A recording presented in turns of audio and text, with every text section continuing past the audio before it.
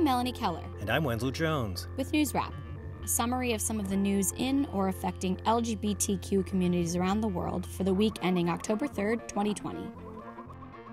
The European Union is turning up the pressure on Poland, one of its most anti-queer member states. Meanwhile, diplomats from more than 50 countries wrote an open letter to the government of Polish President Andrzej Duda this week, condemning the anti-LGBTQ oppression he proudly promotes. However, Duda and his governing Law and Justice Party appear to be even more resolved to stay the course. At the end of September, a far-right religious conservative was appointed to head the Ministry of Education. University lecturer Przemysław Czarnek says LGBT people are not equal to normal people.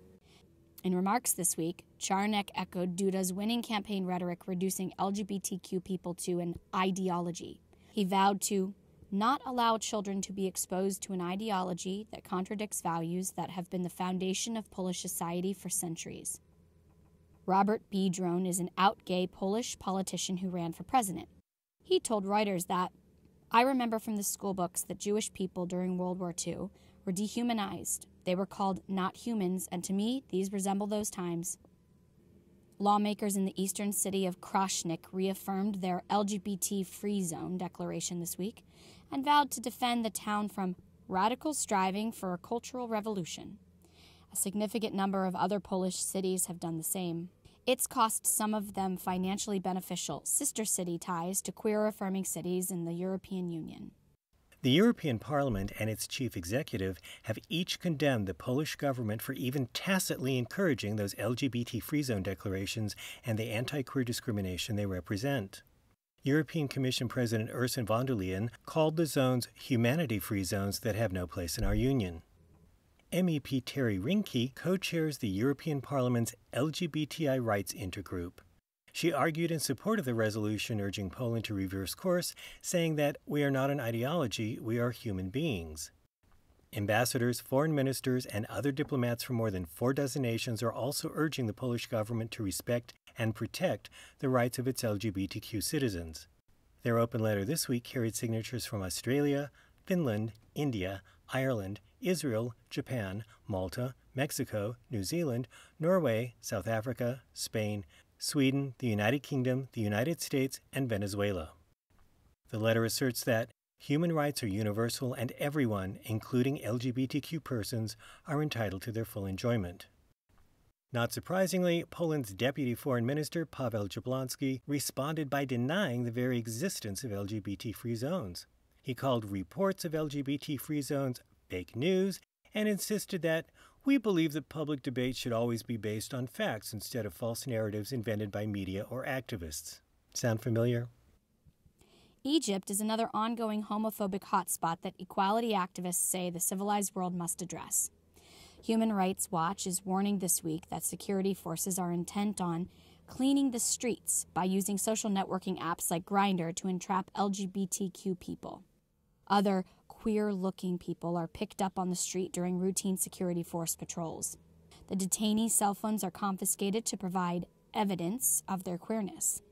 Then they are all tortured, including painful and invasive anal exams, which allegedly prove that someone is gay, but medical experts say do not. The report also detailed other custodial abuse like repeated beatings, the denial of access to legal counsel and medical care, inciting abuse by fellow inmates, and coerced confessions. Consensual adult same-gender sex is not specifically against the law in Egypt, but it's a taboo subject among the North African country's conservative Muslim and Christian majority population. In the past, queer people caught up in widely publicized raids have been charged with inciting immorality or debauchery. Human Rights Watch LGBTQ researcher Rasha Yunus said, "Egyptian authorities seem to be competing for the worst record on rights violations against LGBT people in the region, while the international silence is appalling." The Egyptian government has thus far declined comment on the report. Efforts to overturn laws against consensual adult gay sex in the Cook Islands have stalled. Parliament was scheduled to hear a report this week on suggested revisions to the crimes bill that included removal of those laws. Currently, indecent acts with men are punishable with up to 7 years in prison. Discussion of the reforms has now been delayed for at least 3 months, according to the New Zealand news site stuff.co.nz. No reason was given for the delay. It's been a mighty struggle for the Cook Islands activists for the past several years. A select committee of Parliament recommended in 2017 that 2 clauses criminalizing homosexuality be removed from the Crimes Bill.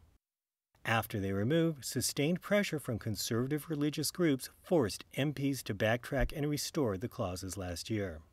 Stuff.co.nz notes that Indigenous people on the islands were accepting of romantic same-gender relationships until the arrival of foreign Christian missionaries. The Cook Islands is now a self-governing nation in a free association agreement with New Zealand. Conservative religious pressure has won again, this time in Belize.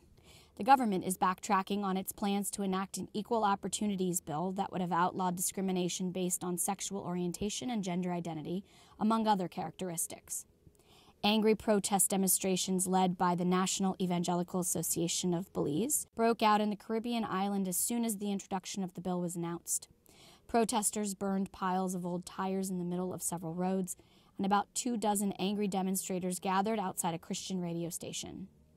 The government issued a press release lamenting what it called purposeful misinformation by opponents that forced its decision to withdraw the bill. The statement stressed very good elements of the bill that would bring about tremendous benefits for the Belizean people. Finally, 2 lawsuits filed this week in U.S. federal and Virginia state courts are challenging state laws banning anti-queer discrimination. That didn't take long. Democratic Governor Ralph Northam only signed the legislation in April, and it went into effect in July. It specifically outlaws bias based on sexual orientation or gender identity in public and private employment, housing and public accommodations, and access to credit. Offenders are punished with fines of up to $50,000. The notoriously anti-queer legal group, Alliance Defending Freedom, is representing plaintiffs in 2 cases. A coalition of 2 Christian churches and a religious school is bringing one case. The other involves a wedding photographer. Their lawsuit argues that the Virginia anti-bias laws violate their First Amendment protected expression of religious belief and force them to abandon and adjust their convictions or pay crippling fines. ADF lawyer Denise Harrell claimed that such government hostility toward people of faith has no place in a free society. The Virginia Values Act was the first of its kind in a southern U.S. state. A spokesperson for Virginia Attorney General Mark Herring said his office was still reviewing the lawsuits, but that Herring believes that every Virginian has the right to be safe and free from discrimination, no matter what they look like, where they come from, or who they love. His office said that Herring looks forward to defending the Virginia Values Act in court against these attacks. You'll hear more about the infamous Alliance Defending Freedom later on in the program. That's Newswrap, global queer news with attitude, for the week ending October 3rd, 2020. Follow the news in your area and around the world. An informed community is a strong community. Newswrap is recording remotely during the COVID-19 emergency. It's written by Greg Gordon, edited by Lucia Chappelle, produced by Brian DeShazer, and brought to you by you. Help keep us in ears around the world at thiswayout.org, where you can also read the text of this newscast and much more. And you can listen to Newswrap each week by subscribing to our This Way Out radio channel on YouTube. For This Way Out, I'm Wenzel Jones. Stay healthy. And I'm Melanie Keller. Stay safe.